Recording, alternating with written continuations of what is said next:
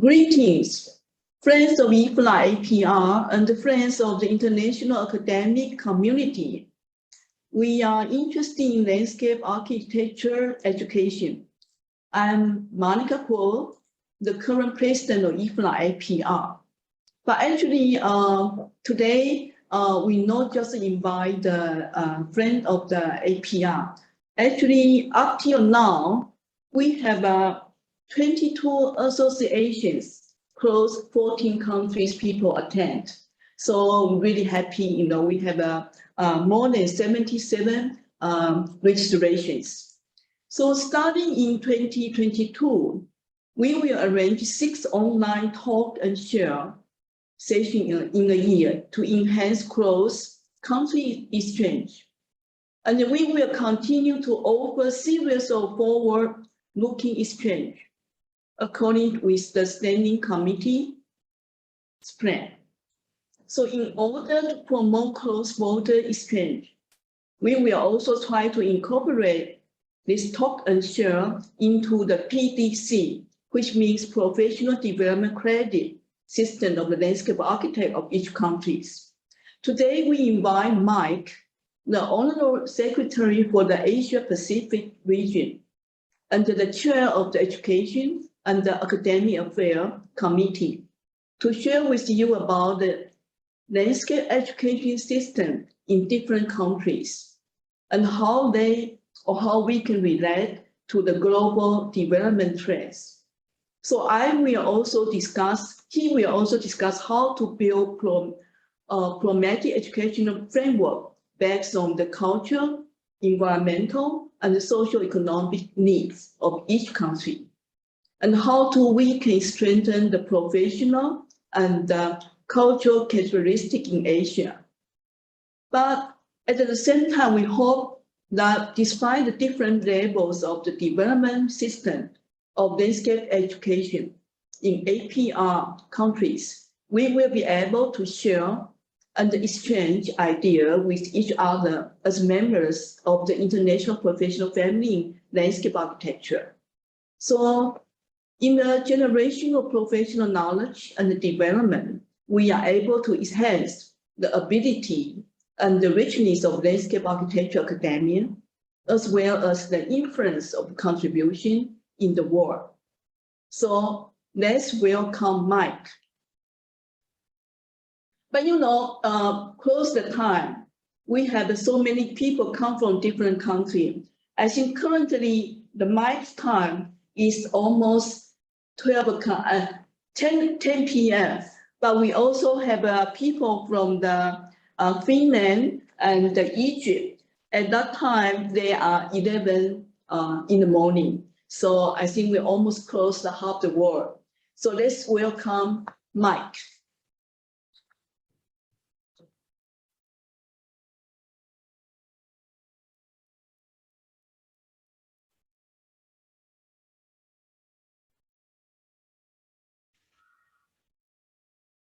Tēnā koutou, tēnā koutou, tēnā koutou. Aoraki te moanga, waimakariri te awa, Pakiha te iwi, ko Mike tōku ingoa. Tēnā koutou, tēnā koutou, tēnā koutou katoa. Greetings to colleagues across the globe. I'm Mike Barthelmeh, the NZILA IFLA delegate and chair of the IFLA APR Accreditation panel.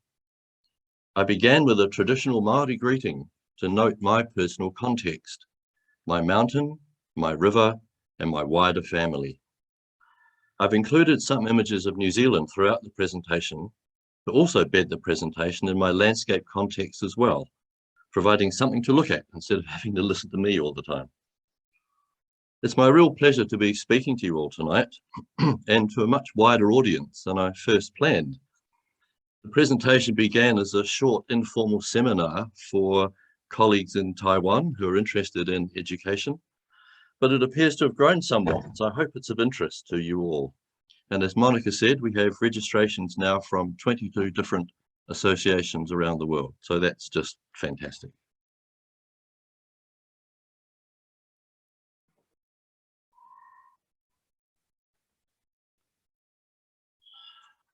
So the reason for the presentation today is to make the existence of a regional landscape education program quality assessment system more widely known.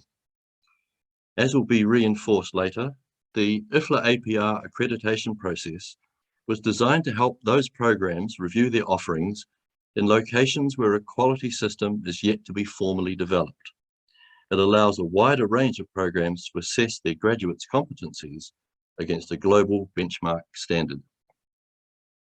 The APR system was not designed to circumvent existing national association systems or be used in place of those systems, and hence it can only be used with the written permission of the relevant national organisation. I'm sure there'll be a few questions about this, so if you're happy to hold those questions until the end of the presentation, I'm sure we can deal with them then.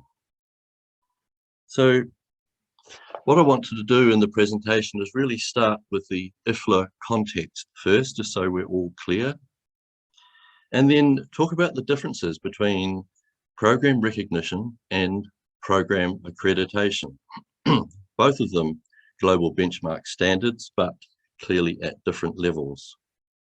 I then want to review the APR system, review the APR process, and then perhaps we can briefly discuss the potential to undertake further reviews or what we might learn from this for other regions. So let's begin with part one, with the IFLA context. We all know that IFLA is a global organisation and it represents all of us professionally as a worldwide organisations, and it's divided into 5 regions: Africa, the Americas, Asia Pacific, Europe, and the Middle East. IFLA has always had a key focus on education right from its early beginnings, and what we're doing now and what we're talking about tonight is simply continuing that level of interest and focus on education. So we have 14 member associations at the moment in our region. We're hoping for a couple of others to join us perhaps sometime this year. But one of the key things about our region is that it's an amazing geographical and cultural spread. You can see on the image, Iran is now part of the Middle East Association, but Sri Lanka has joined us. But unfortunately, we haven't been able to update that map yet. So the member associations of our region are as listed, and so I'm sure if you're in our region, yours will be listed there. And we really do hope to see some new members soon.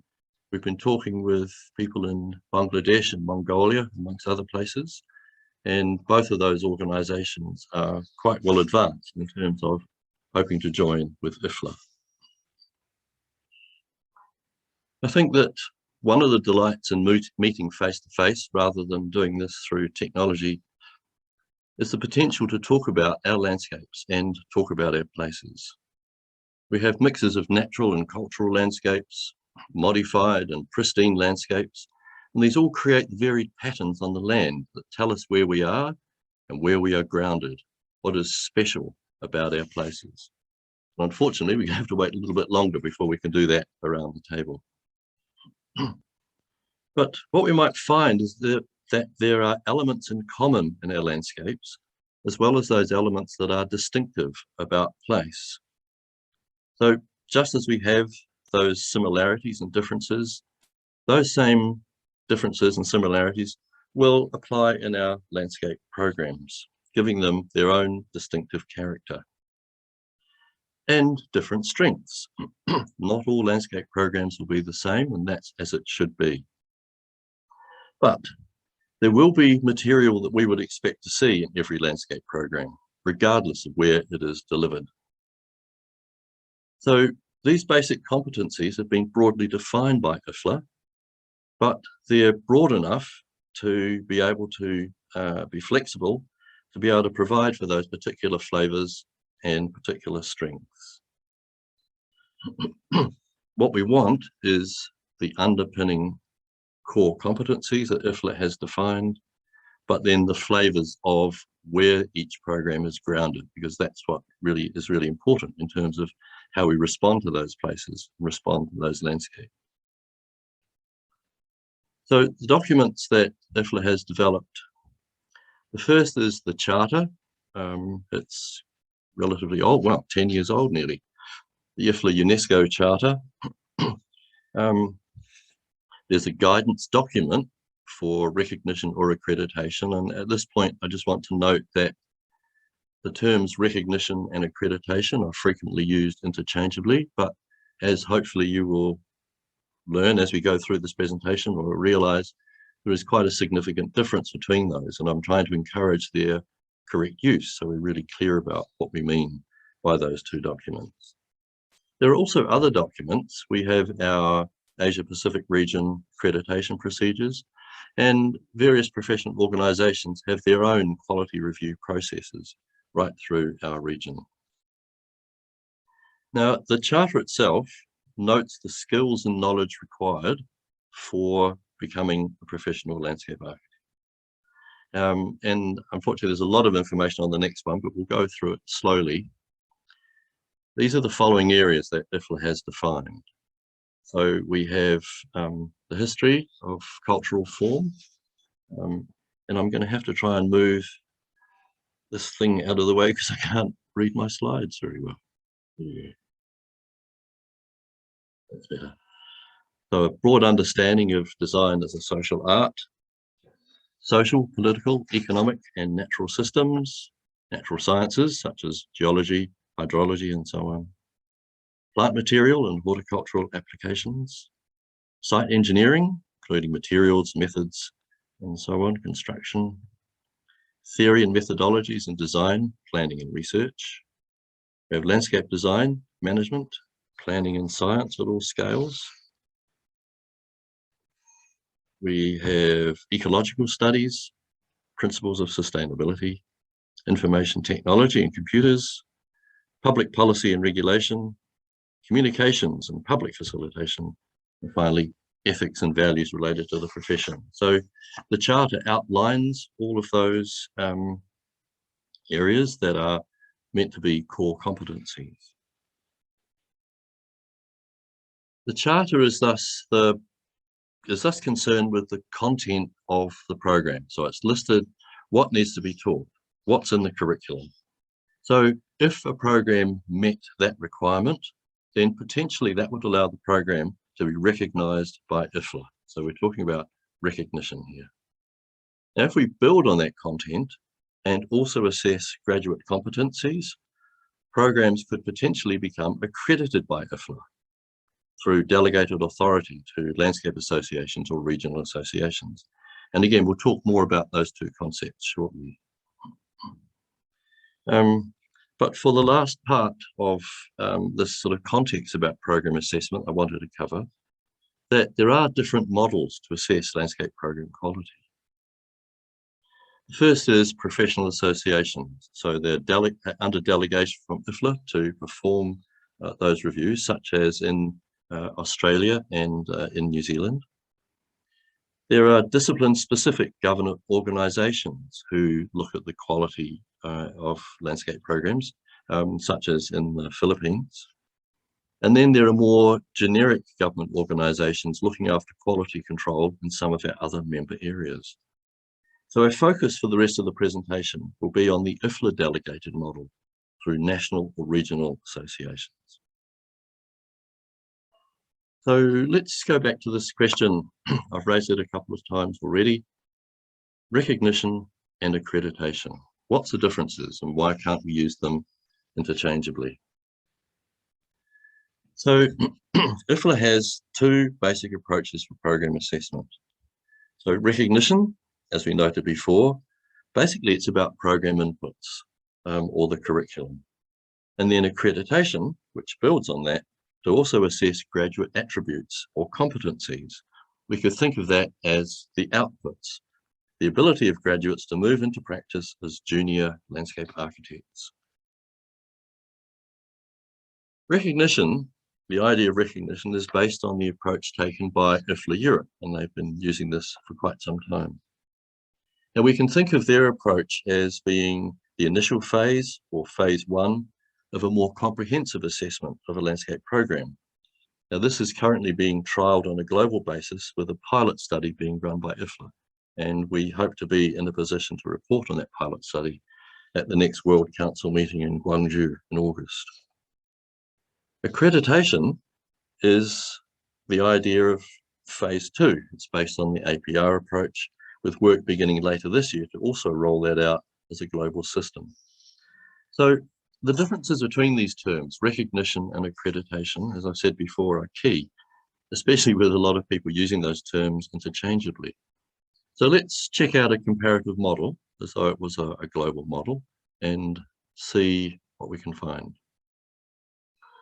So if we look first at the curriculum, then we can see that to achieve recognition, a program must be able to deliver the standards.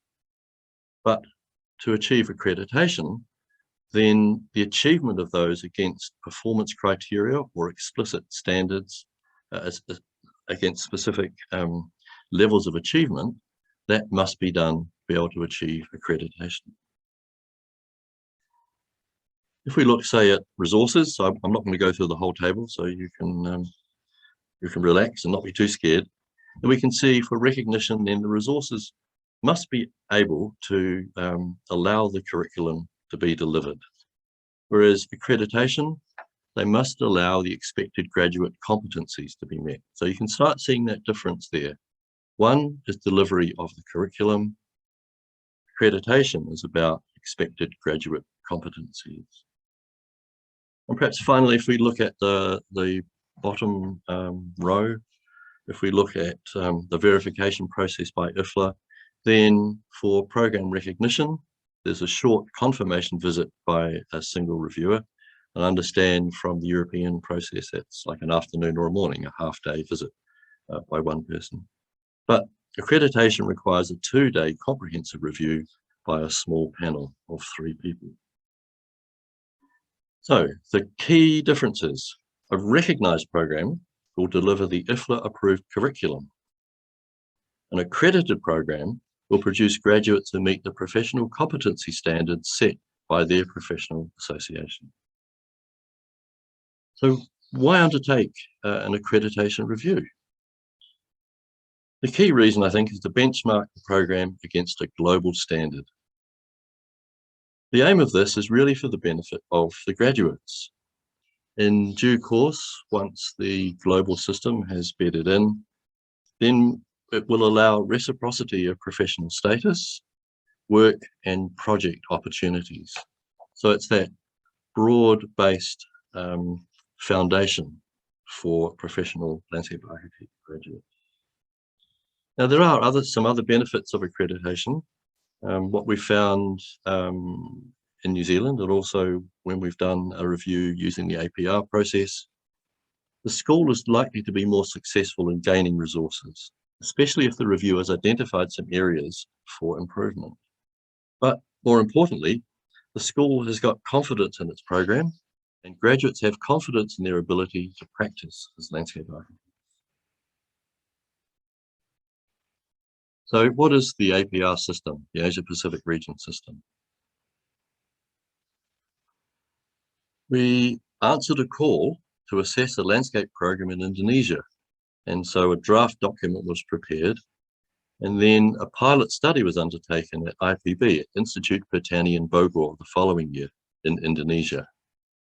After that pilot study, then a review was undertaken, some changes were made, and then the World Council, the IFLA World Council, approved that new system for use within the APR, where professional systems are yet to be developed.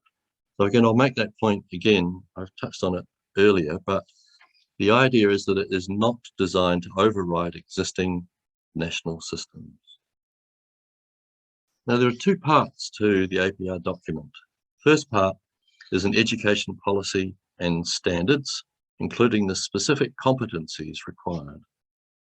Well, part 2 covers the process for undertaking an accreditation review.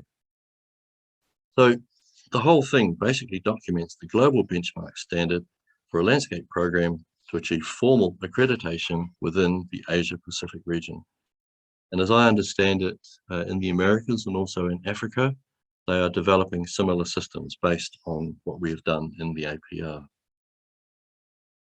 So the policy provides a broad overview of expectations, including, for example, the status of the institution, the fact that the undergraduate program must be the equivalent of 4 years of full-time study.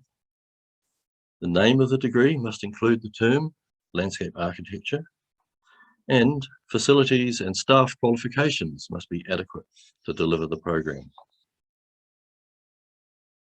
The standards define 7 key areas, and each of those standards has its own performance criteria. So the first standard is about the program mission and objectives, governance and administration, the professional curriculum, the education outcomes, and that's highlighted because we'll come back and look at that again shortly, professional outcomes, facilities, equipment and resources, and finally outreach. We'll look at standard 4, as I said, in a little bit more detail. Standard 4 comprises the following topics: history and theory, and again that's highlighted because we'll come back to that one and look at that one in a little bit more detail. The natural and cultural systems, plants and plant communities, landscape analysis and design, planning, assessment and management, details, construction and implementation, communication and ethics, and finally, professional practice. So let's have a look at one of those standards. Let's have a look at excuse me, history and theory in a bit more detail. The performance criteria for the history and theory thread is that graduates must have a good understanding of landscape theory from an international perspective and from their own local environmental and cultural setting, from their local perspective. They must have a good understanding about the relationships between natural and cultural systems and conservation and management. They must have a good understanding about landscape planning, both strategic planning and statutory planning, and an appreciation of the diversity of social and cultural perspectives and their implications on design and planning in the respective nation. So these performance standards, as you can see, they vary in their importance. So there's basically 3 levels of mastery that are expected. The first is a good understanding. The second is a basic understanding. And the third is an awareness or an appreciation of the topic. So not necessarily a good understanding, but aware that there is something in that area that they might need to build on once they've completed their program. So that's the system. And excuse me for a minute, I'm recovering from COVID, so I'm still a bit croaky. So this next part really is about the process. What do we actually do? So in the document, it's listed in some detail, but in summary, it's initiated by the school, initiated by the program. There's a time frame agreed, and experience so far suggests that it will take about 6 months from that initiation to the visit of the panel, just simply because of the information that is required to be gathered and becoming familiar with the process. And then the school provides a self-review, and this is really a key part of our APR process. It's based on self-regulation. So the self-evaluation provided by the school, it measures the school performance against the outcomes required. And the review panel provides an assessment of that evaluation. Now, a key component of the self-review is a comparative matrix. And it's really a way to look at the required competencies and check those against what is being delivered. So it's a way of highlighting where each standard is being met and whether any are missing. So if you remember, we looked at the history and theory thread, and there were 4 outcomes that we were considering under the history and theory thread. So if we look, say, at local and global theory, and the top row, I've just simply used letters, but these are shorthand for each of the subjects that is delivered into the curriculum. And you might do this year by year, first year, second year, third year, and so on. So we could say that local and global theory is covered in some depth in subject A. It's also covered in some depth in subject G, and it's touched on or referred to in a couple of other subjects. So we can see that the school is clearly delivering on local and global theory requirement, and the school can show where that material is covered. And that would be expressed in the learning outcomes of each of those subjects, in the assessment, and so on. I don't want to get into too much detail, but you can see that this helps the school to summarize what they are teaching and where, and it really helps the panel to see if there are any gaps. So for natural and cultural landscapes, that's covered in some depth in subject B. Landscape planning, it's covered in subject F, and again touched on in a couple of other subjects. And finally, social and cultural perspectives, subject D, and touched on again in another couple of other subjects. So something like that is a really helpful self-review for the school. And as I said, it's a key component of the self-review. So the school can then say, well, we're actually doing really well, but we might be missing one or two of these standards. Let's see how we might be able to address that so we can complete the coverage. So the panel, we've talked about the panel. It basically comprises two local academics supported by an international chair. So these three people consider the self-review. They meet the evening before the two-day visit begins just to discuss their views about that self-review. And then the school prepares other resources, including examples of student work. And I think this is really important, that the student work gives the panel a good idea about how well the graduate competencies are being met. So the student work would need to be shown at all levels, from first year through to final year. And it's not just showing best work. Of course, the panel wants to see good work, but the panel wants to see the school's assessment of an A, B, C grade. So excellent, good, and competent, but also to see work that has failed. It's not trying to pick holes in the program or highlight poor students, but it's trying to give the panel assessment, the panel an idea about where the cutoff point for pass-fail is for that school. So the panel has certain expectations, and they need to be assured that all the criteria have been met. So basically, the onus is on the school to prepare sufficient material to be able to show that those criteria have been met.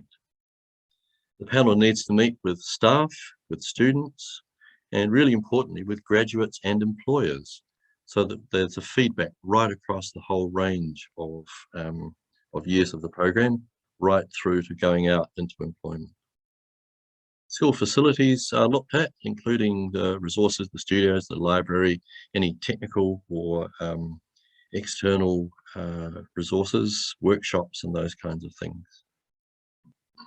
And then, as I said, it's the student work across all the years that the panel usually takes most of its time in looking at while on the visit. The accreditation process for the APR notes that the program must provide evidence, if they want to be accredited, that either the criteria have been met, or substantial progress has been made, or alternative criteria have been used to meet the standard.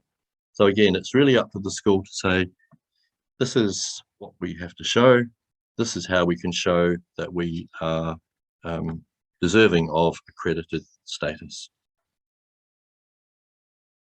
So the panel provides some feedback. So within that two-day visit, the panel basically reaches a preliminary conclusion and meets with senior staff to highlight that conclusion of where they've got to. The panel then prepares a draft report, and that usually comes out reasonably quickly. And it goes to the school as a draft for the school to check for inaccuracies, because sometimes it's easy to get some of those things wrong, or in fact to make some commentary about things that they believe the panel has correctly or incorrectly assessed. And then there's other parts of the process, of course, but the school then receives a final report and they get an assessment of their accreditation status. So there are three options for the panel's final assessment.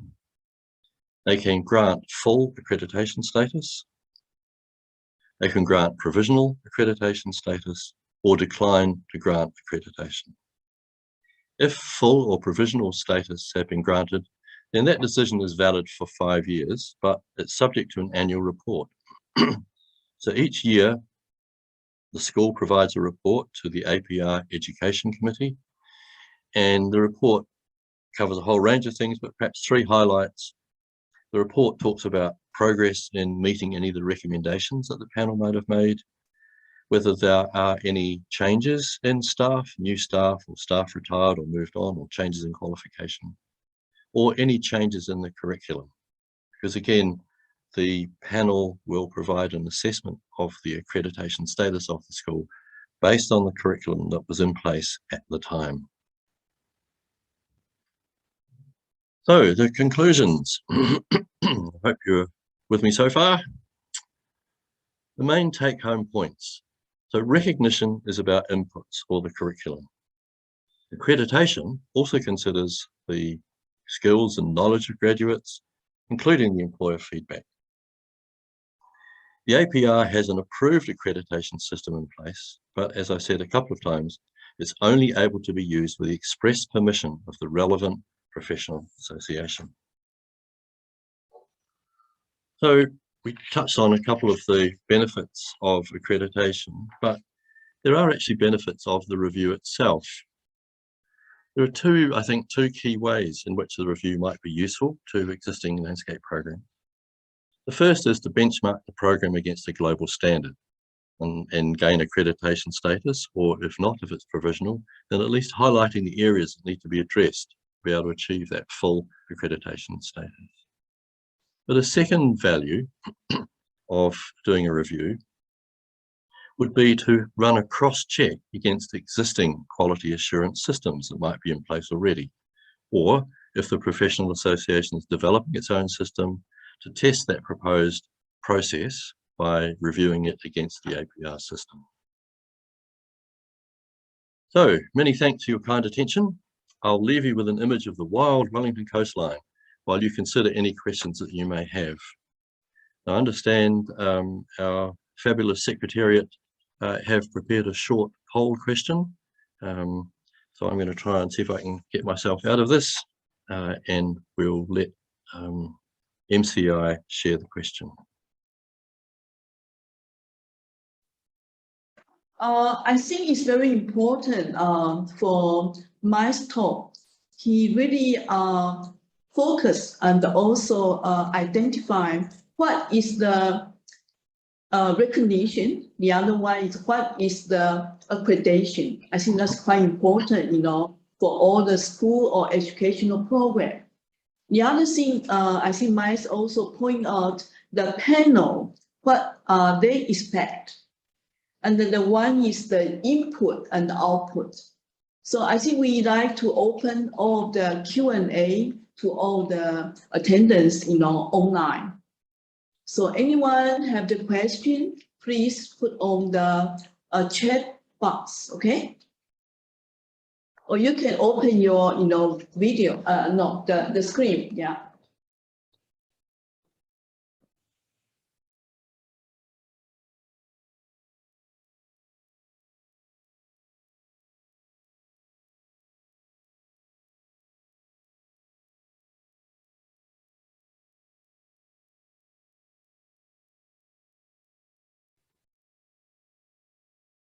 Well, I've just seen the poll results, and I think that's very pleasing. That's excellent.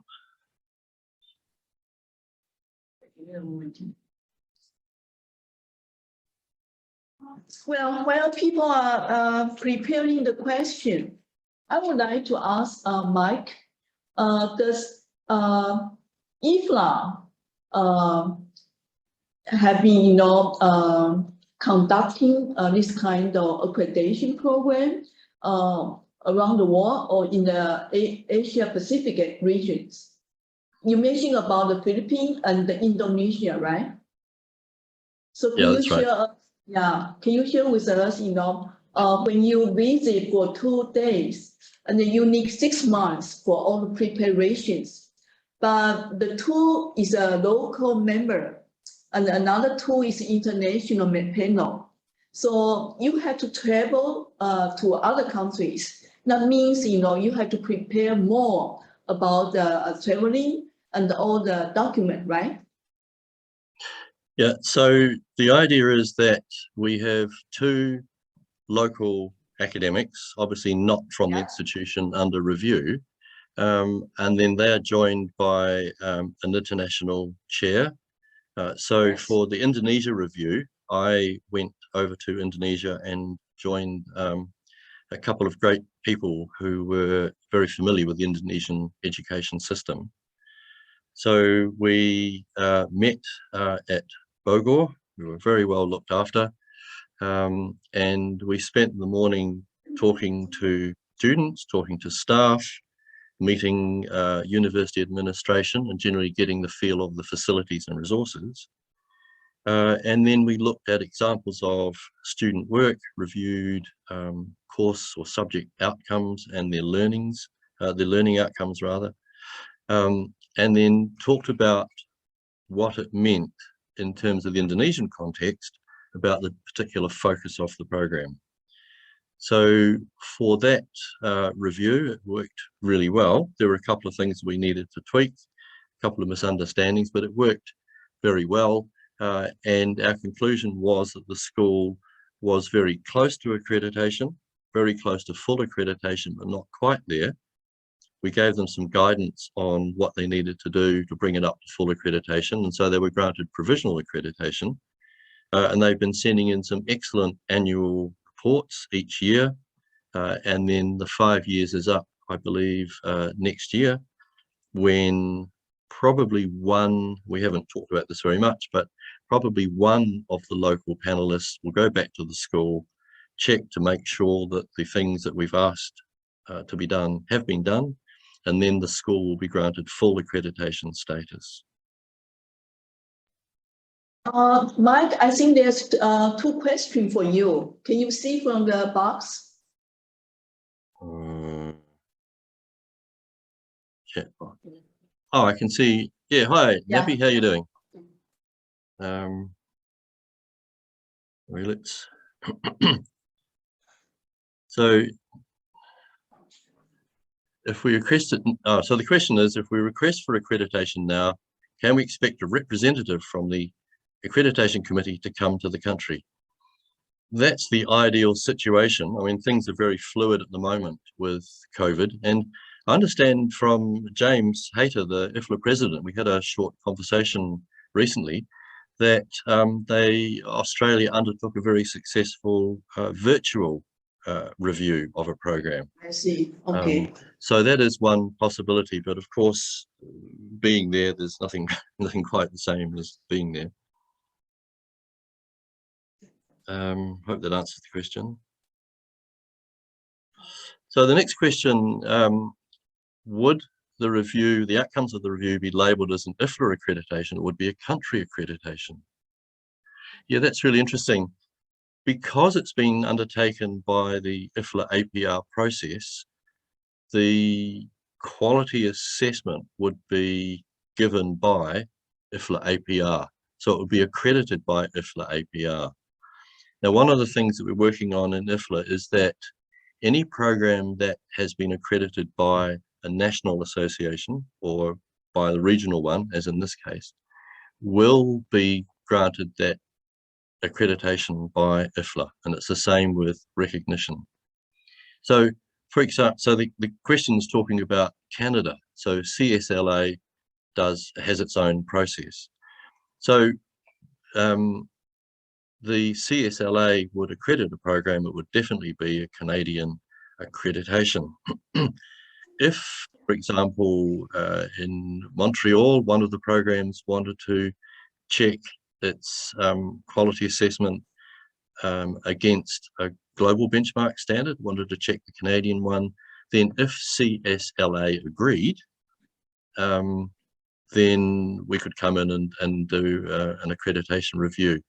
But we wouldn't come in and do that for Montreal if CSLA said, well, actually, we've already got our own system. So it's definitely not meant to be overriding national systems.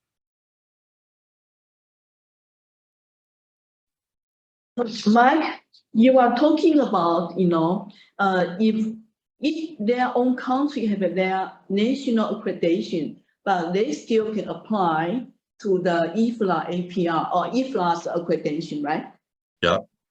Yeah, they have like a double track, and they can do it at the same time. Yeah. Well, the thing is that the for a national association who is interested in, say, doing a review or a check of its own processes, then they might be very happy to have an APR accreditation review on one of their programs, so they can do a comparison of the two. But if they feel that their system is perfectly fine and the school wants an external review, the school would have to discuss that with the National Association. The school can't simply invite IFLA in to do a review and ride roughshod over the professional association that's local. Okay. Yes, what? Yes, and there are 3 more questions to you. What would be composition of the panel suggested? Oh, so what would be the composition of the panel suggested? So normally the panel would comprise 3 people. So 2 local people and 1 international person. So for example, one of the local panelists in Indonesia, let's say Philippines or Sri Lanka or Thailand wanted to run a review, then that person could be the international chair of the panel. I can see, from Gillian, kia ora. How do you handle different languages? That's why the local people are really, really important. For the Indonesian program, some of the course outlines are in English, but some of them were in the local language. And so we relied very heavily on the local people to give the gist of the learning outcomes, which are the key things we were after, the learning outcomes and the assessment. Another question. Okay, that means all the document has to be in English, right? So yes, because that's the kind of, as I understand it, IFLA has 2 official languages. It's English and French. So I guess IFLA would have to cope with it if it was in French, but English is certainly the one that is most commonly used in these processes. Yeah. There's another question about the expenses of the panel visit. So the school is required to pay a fee to the IFLA APR, which covers all of the administration costs and managing the annual reviews and liaising with the education committee and so on. Oh, the question's vanished. Hang on. So about how much? And so the school provides the travel, the accommodation, some food, and then there's a small honorarium for the panelists, but the honorarium comes out of the fee that is paid to IFLA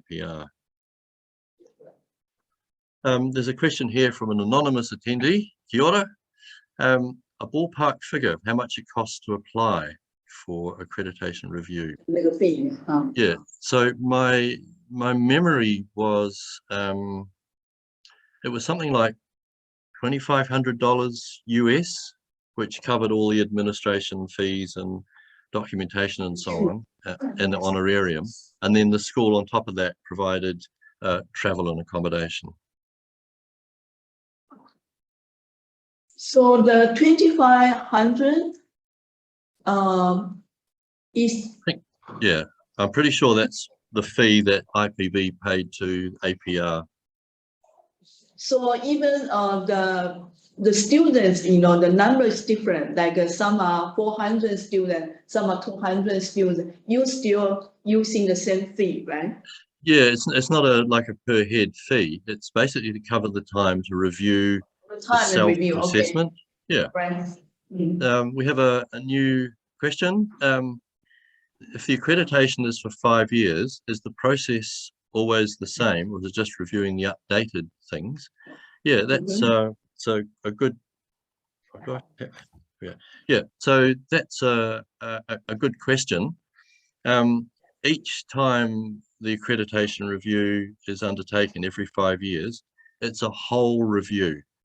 Now, it doesn't mean that the school has to start from scratch, because it's already got that material from, say, the first or the second review. So the school updates its material because the curriculum would have changed. There'd be new subjects, some subjects would have dropped, staffing would have changed. So for the school, the first review is probably the most onerous in terms of getting all of the material together. But every 5 years, the panel comes and does the whole review again. So it talks to students, talks to staff, talks to graduates, talks to employers, because after 5 years, you've had a whole new cohort of students go through the program. So yes, it is the same in terms of the review panel. It's much less onerous for the school for the second 5 years and third. Mike, I have another question. You mentioned about all the schools have to have the name of the department, have the landscape architectures. But I know, for instance, in Taiwan or other countries, the department's name, sometimes they have like, for instance, landscape architecture and urban planning, or landscape architecture and recreational planning. So how do you define, how do you doing the benchmark for this kind of, we call the combined name? So the request or the requirement for having landscape architecture is in the degree name, not the department name. But the degree could be called landscape architecture and landscape planning, or it could be landscape architecture and bioecology. As long as landscape architecture is in the degree name, then that's fine. Okay, understand. Yeah, okay. And kia ora, we've got a second question from our anonymous attendee. Thank you very much.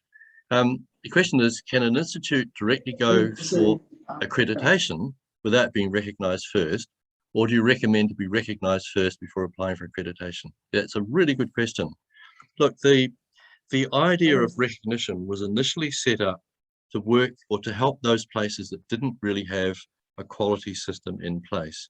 So it was designed to say, well, what's the minimum that the program needs to do? As a minimum, it needs to offer the right curriculum.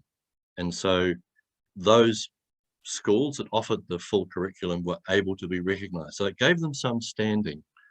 But if the school is already offering a curriculum that's very close to what IFLA is requiring, or the same, plus the graduates, their abilities are very easy to see, they're working well in the workforce, then you can go straight for accreditation. There's no need to do recognition first.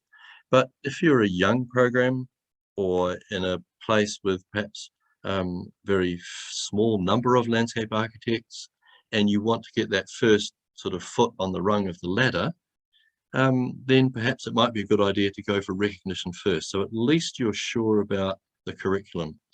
And I can recall last year, or possibly even the year before, I had some discussions with colleagues in India. In fact, I met them in Delhi, which was great. So kia ora, I hope you're watching. At the moment, they are focusing on trying to get some similarities between the schools. So they're focusing on the curriculum. They have an education board. And so I suspect for some of those programs, maybe they would go for recognition first. But if they're very confident and their graduates successfully working in practice, then they could go straight for accreditation.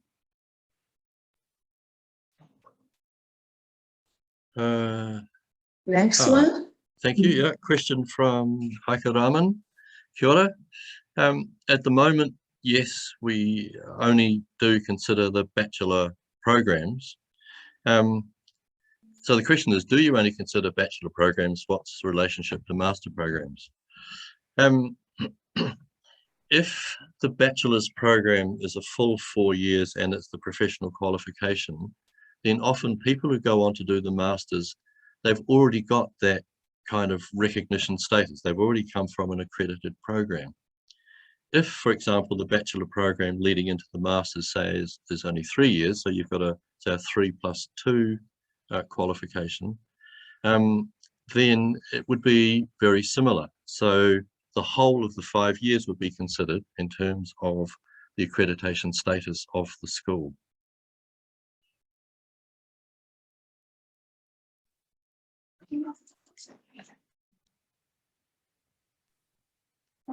Although we only, accredit the bachelor, program, but do you know in the world, how many schools they offer PhD program in landscape architecture? Ooh, good question. Lots. Yeah, I'm sorry, I don't know. But I think for my experience, and I think in many of the countries in the APR, is that the first degree is the one that is going for the professional status. So it's a 4-year bachelor's degree, or say the 5-year master's degree, that gives the graduate the status of coming from an accredited program, so they can then become full professional members of their association. If they want to then go on and do a doctorate, they've already got that professional status under, behind them. So you wouldn't accredit a doctoral program. Right. Okay. Yeah. A new question. Has a program ever failed an application? If yes, what could be the reasons? I think it would be unlikely, excuse me, I think it would be unlikely for a program that was really unsure about where they were at globally to actually make an application. But I think when I said the school makes the application initially, the document highlights a few areas that the school needs to supply, some information it needs to supply at that time. So it's like a first filter. So if that first lot of documentation looked as though the school, I mean, I don't know, let's say it only was a 3-year program, or they didn't teach anything to do with planting design or landscape construction, it would be pretty clear it wasn't going to pass. And so the feedback would go straight back to them. What's more likely, I think, is what happened with Indonesia, in that provisional accreditation was granted. And so most of the things were there. There were a couple of areas that needed to be either enhanced or broadened or a little bit more depth. Once they have been in place, then full accreditation can be given. Okay, it's a good question. Kia ora, Vincent. Is there a difference between school accreditation versus program accreditation? Yeah, it's a good question. The school is offering the program, but it's the program that is accredited. So the distinction is that the graduates are from a program that happens to be offered by a school, but it's definitely the program that is accredited.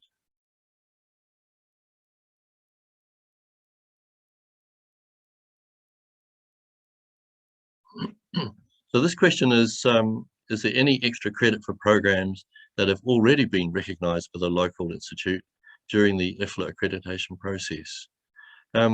It's certainly noted that the program has met the local quality control systems, but it's not like you get a 10% credit or 20% off or anything like that. The IFLA accreditation process is as it is, and so any program that applies goes through the whole one. If the local organisation has given some quality assurance, then that's a really good indication for the school that they are going to be largely there or almost there or possibly ready to be fully accredited. So I think it's great that the local institutes have systems in place and are running through what the requirements are that will be really helpful for the school, but the IFLA accreditation process kind of starts from scratch. Some excellent questions. This is really good. Here's a question. Yeah, namaste, Swati. Is there any relationship between IFLA accreditation status and IFLA membership? Oh, whoops. I'm not sure if you heard me. So the question from Swati is there any relationship between IFLA accreditation and IFLA membership? They are two separate things. I'm just trying to think of an example. I don't know, let's say Nepal wants to have a landscape program reviewed, but it's not yet a member of IFLA. I'm not really sure. It's a really good question. I think what we would probably do is go back to the World Council. The thing is that if a program was good enough to be considered for accreditation status, I suspect there would be the nation or the professional organisation would already be a member of IFLA. But they are two separate things, so good question.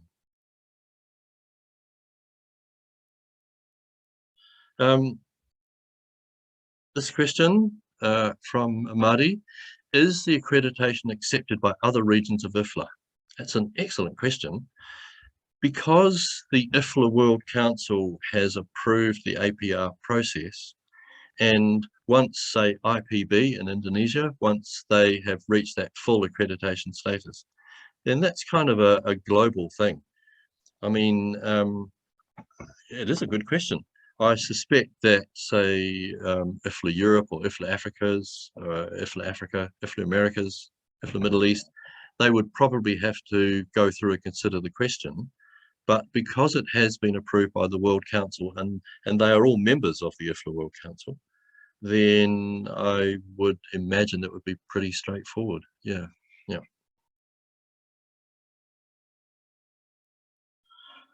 Kia ora, Gillian. Kia ora, Gillian. So Gillian's had a question. Is it possible to coordinate the IFLA and the national accreditation system rather than repeating the process 2 times? Well, I mean, Australia has its own system, so there would be no need for an IFLA accreditation review. Because IFLA has given delegated authority to AILA to run those accreditation reviews in Australia, then if AILA says that the program in Canberra is accredited, IFLA says it's accredited as well. Now, if our Australian cousins wanted to kind of check their system against the IFLA global benchmark standard and would ask for a separate review with, obviously, with AILA's blessing, then we could do that. Maybe there would be some common ground to run them together, but yeah, good question. I have to think about that one a little bit more. Thank you.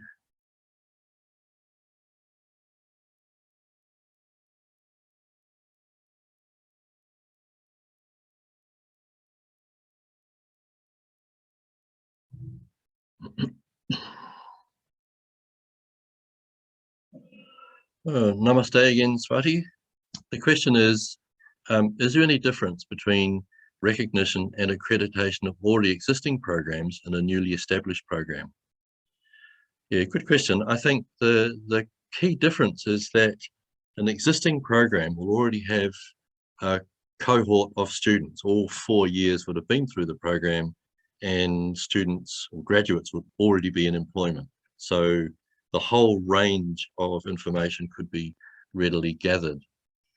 If you've got a newly established program, let's say it's been running for 2 years, so you've only had 2 cohorts of students, then you could have an accreditation review which could be provisional, and then once the whole 4 years of the program had been delivered and there were graduates from the whole program, then a smaller secondary review could look at those last little bits and then move to that full status. So I think that's the main difference. So, question from our anonymous friend: how long does the panel usually decide on the program's accreditation application? Yeah, that's a really good question. If you've got good panelists who turn things around quickly, it can be quite quick. I mean, I think, as I said, during the 2-day review, while the panel is actually at the school, the panel makes some preliminary decisions at that time. So the school's got a pretty good idea about where the panel's recommendation is going to go. But I think from memory, we had the draft report finished between 2-3 weeks back to Indonesia. I hope I've got that correct. Then they are given 3 or 4 weeks or 2 or 3 weeks to review, correct any inconsistencies or correct any things that are wrong, or comment on aspects of the report. And then the final report takes a little bit longer because it must go through the APR Education Committee, and it's normally goes through the APR Council, just as a recommendation for the council, and then that allows us then to send the final report back to the school with full disclosure.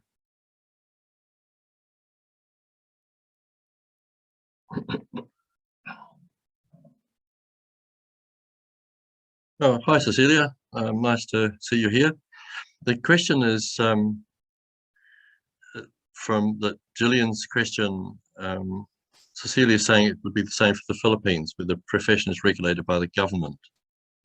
Yeah, so each program goes through an accreditation process and an annual inspection by the government agency. The question is, do the current programs still need to go through the individual process of accreditation or recognition of IFLA APR? I think the short question is no, because provided the, is it the PRB regulation board?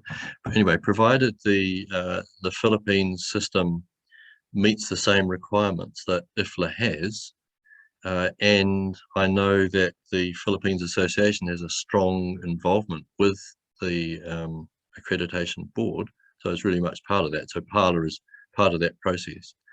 Then I think IFLA would accept PALA's view about that status. I think, as we said when I visited you, was it a couple of years ago? We talked about this, that one of the things that you might like to consider is to run one program through the IFLA process, compare those findings with the findings of the government agency. And I suspect, as we said at the time, there'd be a pretty close match between those two reports. But I think that would be, if you recall, I said there were 2 advantages or 2 reasons for doing a review, and this would be the second one. It would give you a chance to validate processes that are already in place in the Philippines.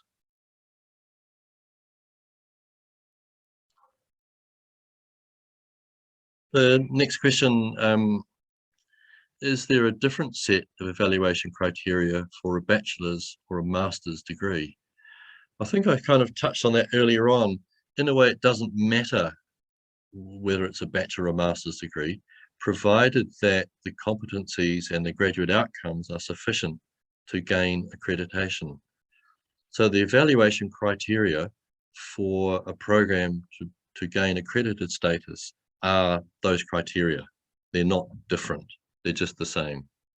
But if you're talking about a master's degree that is, say, a 1-year degree on top of another degree, then that wouldn't qualify as being eligible for an accreditation review. If it was 1 on top of a 4, or as we said, a 4+1 or a 3+2, then those evaluation criteria could apply to the master's degree in that case.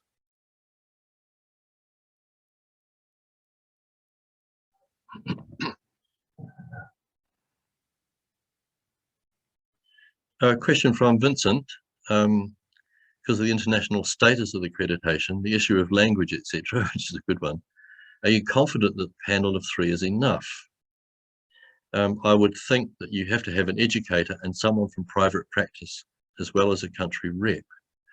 Yeah, that's a good question. I mean, I think we were basing that on the process, as I understand it, happening in other jurisdictions with accreditation, but also trying to keep the number of panelists to a minimum in terms of time and cost. So the country rep, remember we've suggested there are 2 local representatives. One needs to be an educator, one could be from private practice, but I think because the panel interviews employers, then that feedback from practice is kind of built into the process. But it's a good question, and certainly we can consider that one further.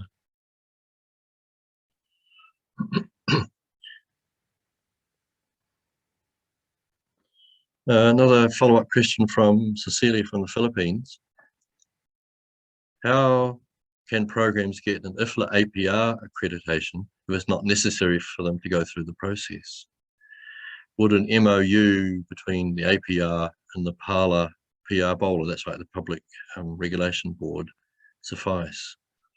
Well, what I was suggesting was that when, say in New Zealand, where the NZILA goes through an accreditation review, they will grant full accreditation to a program, say at Lincoln University, and then IFLA recognises that. So IFLA doesn't require anything extra. In terms of the Philippines, where you've got the government system with PALA, then if PALA and PR Bowler will accredit the status of a program, then I think in the same way IFLA will recognise it. It's almost independent of IFLA APR. So remember, the APR process was really put in place for jurisdictions where there is really no national system, or where there is a system in place, but a benchmark against that system was required or requested. So, but I think, Cecilia, that's a really good question, and maybe we could follow that one up offline later on. And I'll obviously need to get some more advice about how that explicitly might work. Another question touched on graduate competencies to be accredited.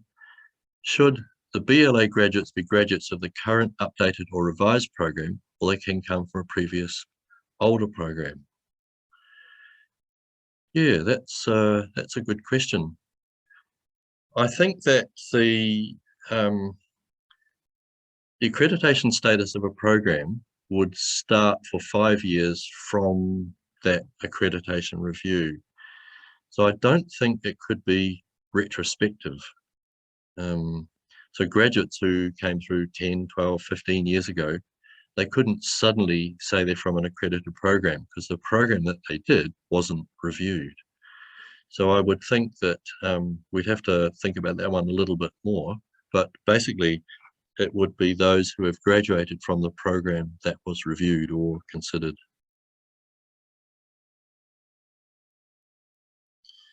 This is a question: will students who graduate from accredited schools have bonus points if they want to pursue careers in other countries? Yeah, that's a good question. I mean, at the moment we're at a very early stage of this, but the intention, the idea is reciprocity, reciprocal arrangement. So someone who comes from an accredited school in Indonesia or Japan or France or Italy or New Zealand, as far as IFLA is concerned, they would all have the same status. So it's not like you would need points like you're going for a residency visa or something like that. So if a student comes from an accredited school, it means they would be able to join the professional association in another jurisdiction, provided that they recognise that that accredited status. And if it's accredited under a validated system, IFLA will recognise it, and therefore any other jurisdiction would be aware of that IFLA confirmation.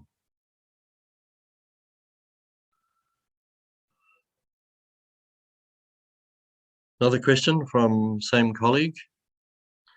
So CTLAS is asking, will APR help new programs to draft their curriculum? I guess that's a possibility, but more likely, because the accreditation document is a public document, it's available on the APR website for anybody to have a look at.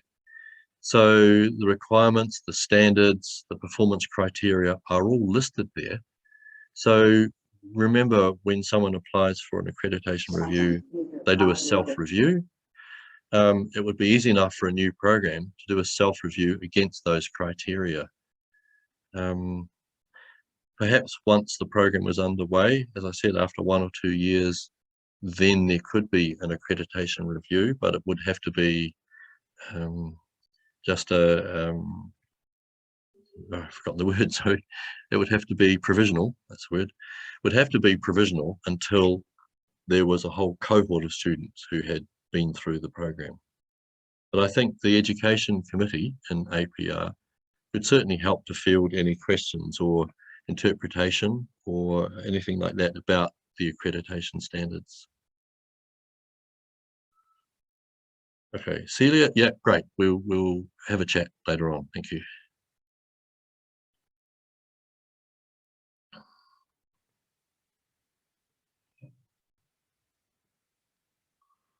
So we've run out of questions. Excellent. They were very good questions. Thank you. Yes, the last question. Because I graduated from the USA, when ASLA and the CELA doing the accreditations, they visit the school, but sometimes they will ask students to do the presentation. And you're talking about you're going to meet with the staff, students, and professor, and all of the related stakeholder. So will you ask students to do the presentation for the panels? Yeah. Or So no. So we No? staff and students aren't asked to do any presentations. These are informal chats.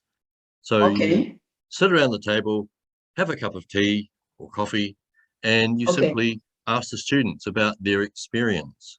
And so we would find that current students would have some particular views about the program they're doing. Recent graduates would have some views about their preparation for practice. And they might say, look, it's a really good program, I'm doing really well, but we needed more on plant material or use of construction materials, or we needed a bit more on landscape planning. So the panel can get a view from those who are currently in the program, but also those who have finished the program and are working in practice, and they can then highlight things that are strengths or things that need a bit more in the program. Okay. Any more questions? Well, that's good because my throat's getting dry. Well, I know, really, appreciate my time. Now it's almost 12 o'clock, right? So what's the time here? Oh, no, it's all right. It's only 11:15. Yeah, almost midnight. Yeah. Yeah. Well, I'm just going to do the closing remark. This is the first time, for the APR to kind of offer token share for this year.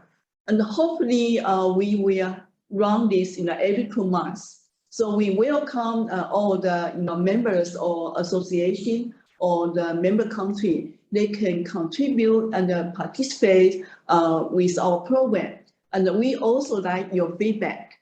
And today we really appreciate Mike to give us such a, although it's very short presentation, but we really happy a lot of conversation and the interaction about the program. And for this, I think it's really a good sign because in Asia Pacific region, we do have a different country, and we actually have a very diverse culture and the nature. So when Mike talking about, the IFLA APR is not asking each country follow the similar program, but we are kind of encouraging people looking at the local, your strengths, but we can appreciate the global trend. So in this starting point, we happy people's, contribution and the interaction. And for today's, session, we're going to do the recording and put on our website, so people can go back to check with that. But if you have any more questions, we are welcome you to put on the, our chat box, and we will forward to Mike. Maybe I think Mike will really happy, to answer you through online or through the email. So today we're going to close this first, talk and share, and really thanks for all the participation. And hopefully for next 2 months, we have more different people to come to share different idea. Thank you very much. Mike, thank you. You're welcome. So, haere from New Zealand and farewell from the future. Yeah. Okay, good night, everybody. Right. Thank you. Bye-bye. Thanks. Hopefully I can visit you all at home one day. Well, welcome. All right. Thank you. Good night. Good night. Good night.